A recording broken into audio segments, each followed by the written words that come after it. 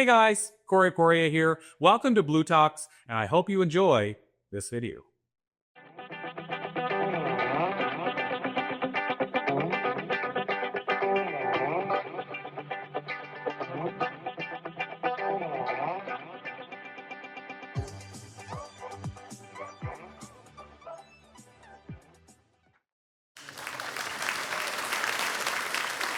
Hello, it's great to be here at Blue Talks, Oxford University, and I'm going to talk a little bit with Melanie here about an AI tool that you can all use as speakers and how you can speed up the process, improve your speaking applications, get more speaking gigs. Specifically, we're going to talk about podcasts, but you can take this kind of approach and apply it to all kinds of events, maybe a TEDx talk or a speaking event.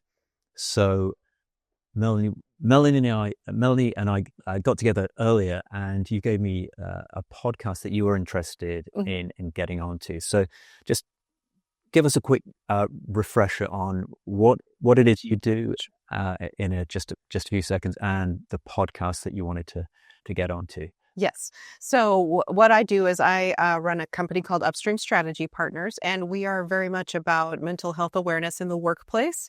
And so we have a curriculum that we use for people to bring into their workplace and get information on how to bring mental health education to them.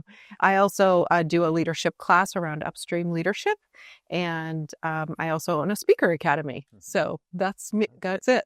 And the podcast you wanted to get on is great. I believe it was Carrying CEO was the one you and I talked about. And it really intrigues me because I think getting the information about mental health awareness to the CEO is really where it needs to start. And it's oftentimes challenging. So that podcast has been one that is on my list. Okay, so what we're going to do a real-time demo of creating a tailored podcast application for Melanie to hopefully get onto this podcast. Obviously, I'll share this with you afterwards, Melanie. With any kind of speaking gig or anything else, obviously you want to go to what the benefit is for the person that's going to be booking you. And for a podcast, we want to be thinking about what's the host want. But even more importantly, perhaps, what does the host audience want? What's going to make the host look good, and what's going to be of great value to the audience? And so what I've done is I've created a GPT. So if you're not familiar with GPTs, GPT is something that lives inside ChatGPT. It's a little bit like an app. So I've created a podcast pitch GPT where we can feed information in about Melanie and what Melanie does, and about the specific podcast. We can do this for as many podcasts as we want. And it will take that information and it will use sort of best practices to pull out a very organized application that Melanie, in this case, can then use to apply for the podcast. And we can do it either as an email. Some podcasts want an email. Other podcasts want you to fill in a form. And so if that's the case, it'll give you the information that you can copy and paste across. So let's do a little screenshot. I've got 3 to choose from. And so I put this together before. So it's we've got Melanie's bio here. We've got some links to Melanie's website. We've got the podcast information, the Caring CEO, which is Graham Cohen, and some links about giving us some information about the podcast, and also the host's LinkedIn profile. So I'll go back to the GPT, and I'm just going to click the start button, and it's going to ask us questions. And it's as simple as basically just following the on-screen instructions. So for anybody that's can't see this, it says, "I'm excited to help you create a tailored podcast pitch. Here's what we'll do step by step. We'll start with your bio and background, and then it takes us through. We'll look at the podcast you want to pitch to, and then it will generate a custom application." So I'm going to start with the bio, and I'm just simply going to copy and paste this. Melanie, is this a good summary of what you're doing? your upstream philosophy, your life jackets. Yep. Okay. I mean, it should be. It's pulling directly from your stuff. So I sound better than I thought I would. okay. So what it's going to do now. So one of the big things when it comes to getting invited to be on a stage or a podcast is if you have an audience and you can share that podcast with your audience, that's obviously a bonus. So not an essential, but it's a nice to have. So it's asking us, do you have an email list, LinkedIn followers, any social media for platforms where you're active? So let's start from the top. Do you have an email? Well, first of all, would you be willing to share the episode? Yes. Okay. So do you have an email list? Yes, I have an email list of about 2,500.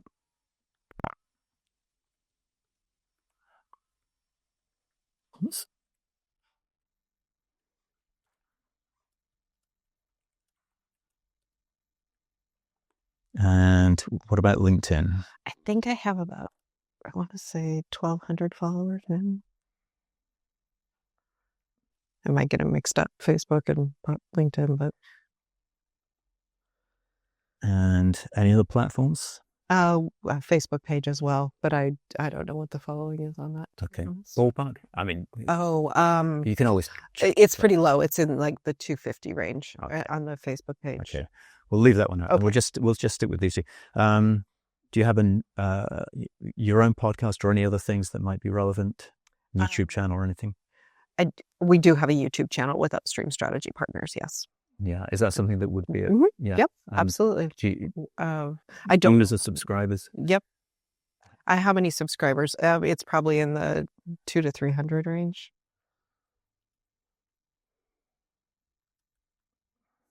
Your Chibe channel? They know what you mean. They do. So for those of you in the room, do you hear what he's doing? Do you see what he's doing? Makes. Yeah. How many people are using this kind of stuff already, just out of interest? Mm-hmm. Yeah. Okay. Okay. All right. And whatever we feed in terms of these numbers, it'll remember those for when it creates the pitch. It'll remember and mind you. You can Yeah. just email it. Heidi can share it with you. Okay. So we'll just recap this. So you have expertise in leadership, mental wellness, prevention strategy, family resilience, and it's pulling out some credibility indicators. It's got some of your personal story. It has your promotional reach. It knows you're willing to share. What about the tone and mission? It's saying compassionate, prevention-focused, authentic leadership. Is that I think that's fair. that? Because obviously we can go in, anything that it's got wrong or we're not happy with, we can go in and Mhm. correct that and just tell it. Can you please share one of the following? Okay. So.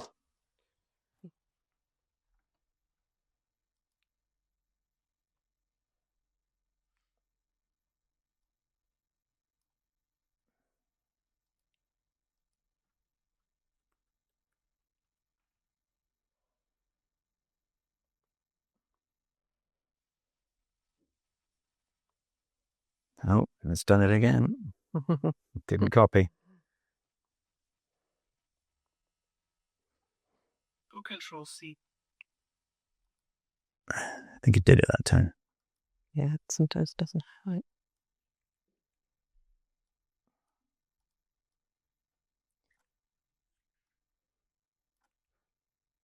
Isn't this fun to do in real time?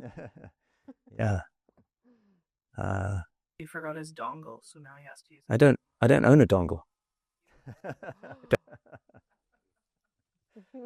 I know. Hard. I'll be on Amazon looking for dongles after this. Okay.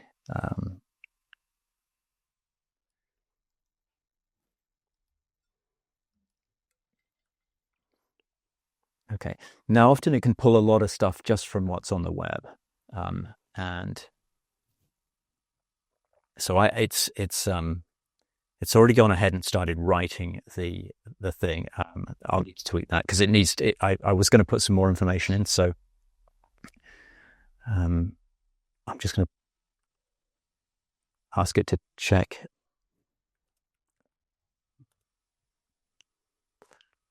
A link from Graham's website.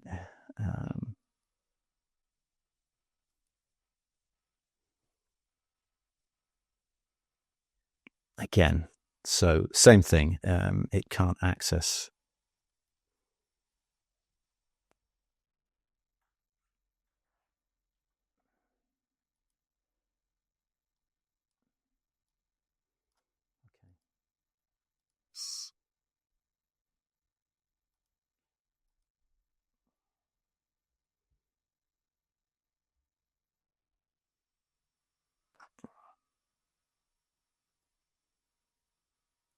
So I'm just going to copy as much as I can since it can't access the page.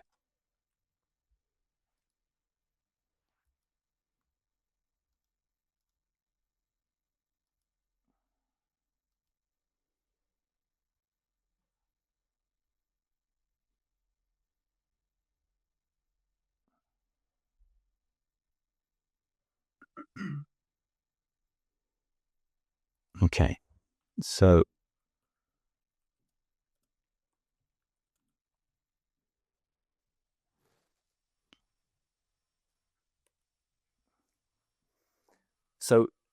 if we had more time, we could feed more information in.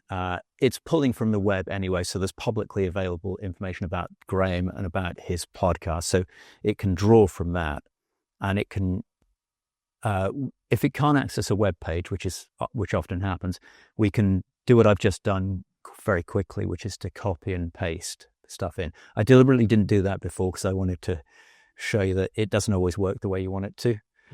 So you can copy and paste. Or the other thing you can do is if you could just open up a Google Doc and just paste all the stuff into there. You can take stuff from multiple pages, put it in the same document. It doesn't really care if it's from what web page it's from. It's just what information you can feed it.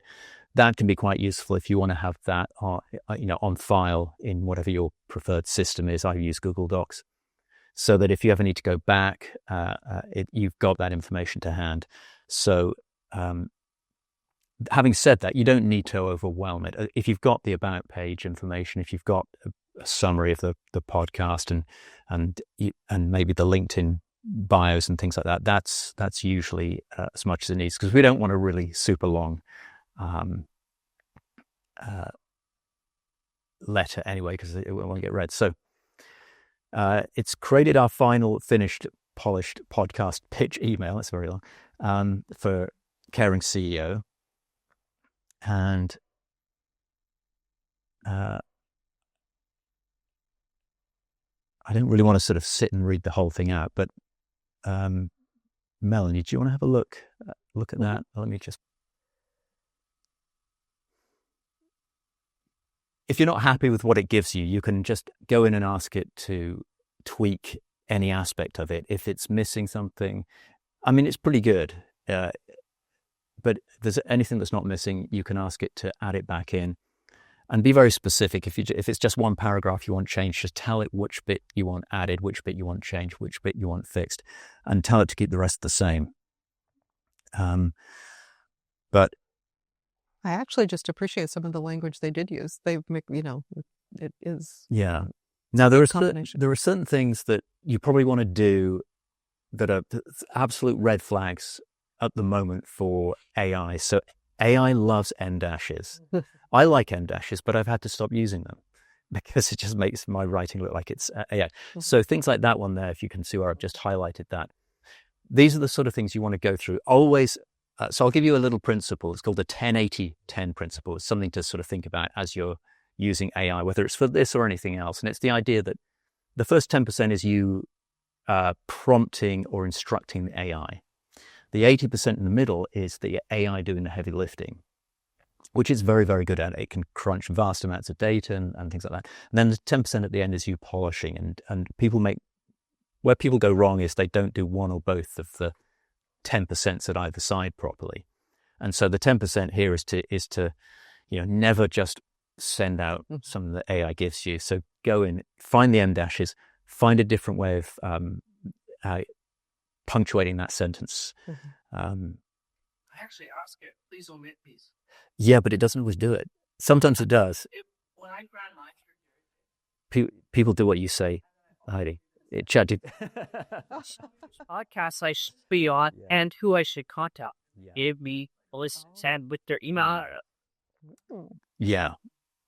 So that's a really good point. That's something else you can do to. Okay. So this is something else that you may or may not know, but you can. I'm trying to edit this, and of course it won't let me because it's in the chat role.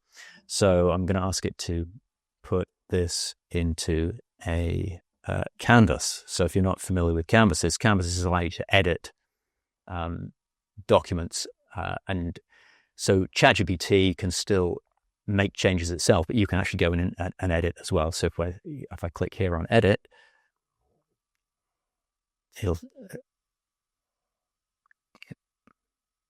I can find that em dash and get rid of it. So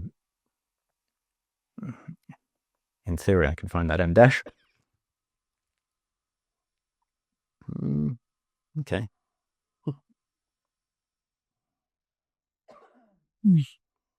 How I get around those things is I use Gemini a lot, but it always suggests American spelling and I spring. So I ask it to do that, but I ask it to remember. So for instance, remember not to use that. So Yeah.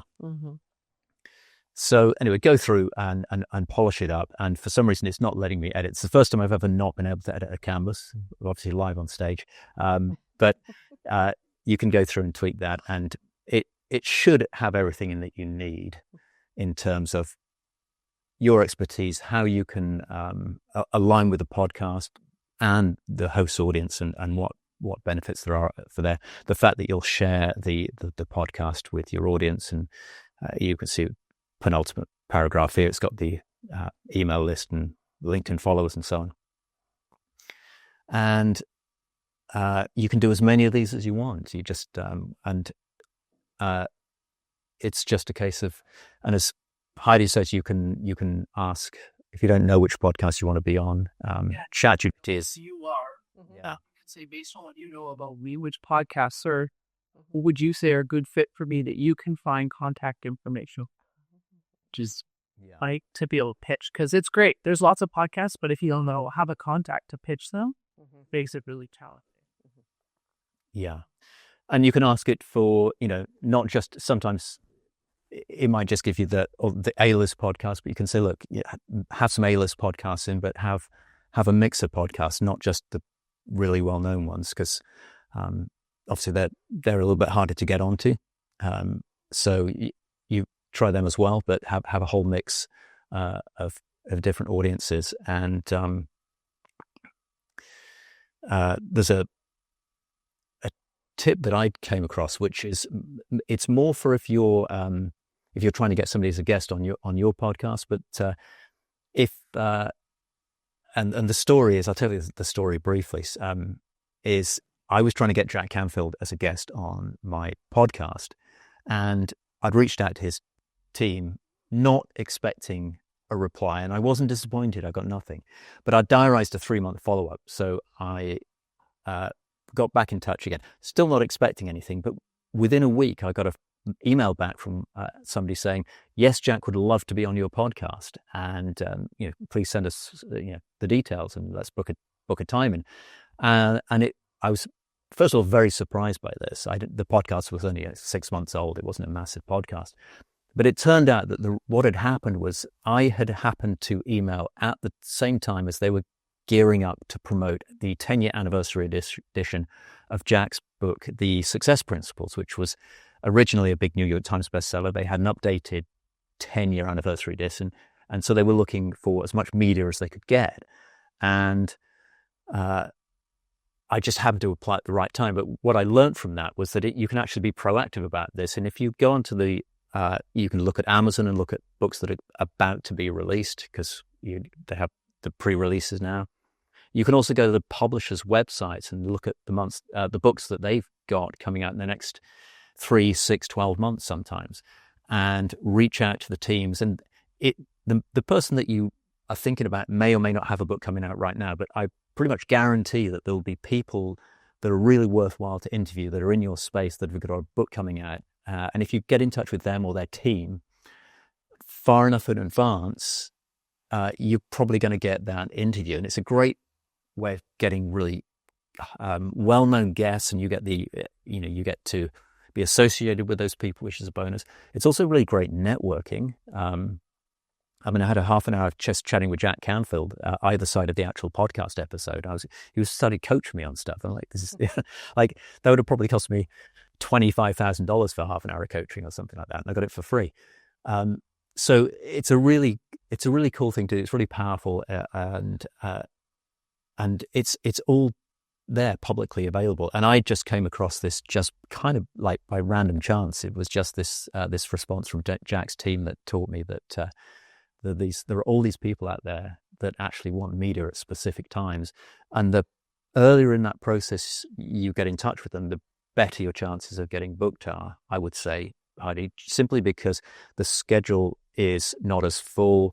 Once they've kind of booked up so many, they're less worried about getting media. They're in a sort of comfort zone. But if you get in there nice and early and you're one of the first people and you've got an audience which is a good match, you have a pretty good chance of connecting with them.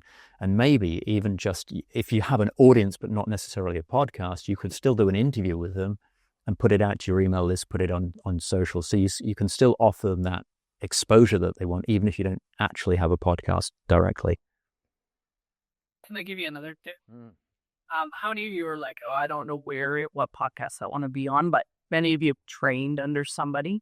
So like Maria's trained under David Kessler. You can go on listennotes.com, or you can go on ChatGPT and say, give me the list of podcasts that David Kessler has been on. Oh. Right? Because would they not be a good fit for you? And some of them, they go on your dream list. So they're like, okay, like that's like Lewis, if you're going to get Lewis Howes on that list, like that's a dream list. Like that's right. But some of those smaller ones to turn around and be on the same podcast as some of your mentors is a really cool opportunity. And it's one that people often overlook. And we do it oftentimes when we're onboarding you guys into the bureau, is we'll teach you that skill.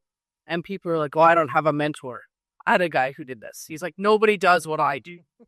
And I was like, what do you do? Marriage and like relationship counseling? Nobody does that. But then also we talked about love languages. And he's like, oh yeah, I do love languages. I'm like, how about we see where Gary Chapman's been on? We're flying it. Right? Because nobody does relationship counseling. So look at your mentors and where they've been and put yourself in the place of where you want to be. And ChatGPT can give that list to you, or listennotes.com, where you can search your mentor's name and see where they've been. Yeah. And another one, this is built inside of ChatGPT, this particular one, but for looking up podcasts, GenSpark is a really good AI to use for that kind of stuff. It can be, sometimes it does a better job of things like that than ChatGPT does. If you ask what's the best model, it changes from one week to the next. They're all amazing now in terms of what they can do. So I tend to use ChatGPT because it's easier to keep things in one place, but I use GenSpark a lot. Some people, if you use Claude, they're all similarly powerful now. And something else, I don't know if you know this one, Heidi, but another way of connecting with people is if they have a big launch, like for example, Tony Robbins, Dean Graziosi, they do an annual launch for their mastermind training, which is always around sort of May, June time. And if you get in touch with their team in advance and you're one of the affiliates, you get to, and you need to have a certain size audience, but you can interview Dean on your podcast and put that podcast out around the launch time. So you'll do the interview ahead of time, maybe a month or two ahead of time, and then all these different podcast interviews go out at the same time. Dean Graziosi, obviously very, very well known in the industry, but there's lots of other people who, if they've got a big, whether it's a book or whether it's their annual product launch, they're very, very open to invites for podcast, because even if you don't have a huge audience, that audience is a really, really good fit. Anybody who's going to find your podcast, subscribe to it, download it, listen to it, etc., is a great potential buyer for their product or service. So that's another good way of connecting with people.